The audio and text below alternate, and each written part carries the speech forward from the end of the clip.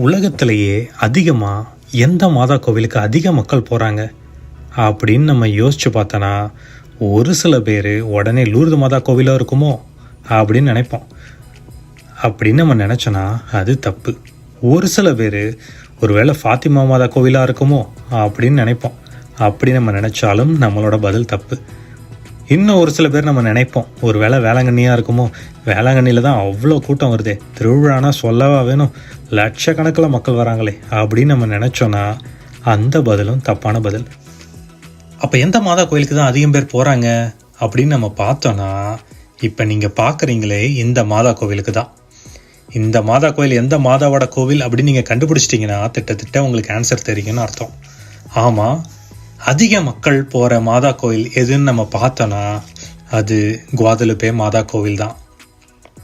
இந்த குவாதலுப்பே மாதா கோயில் எங்கே இருக்குன்னா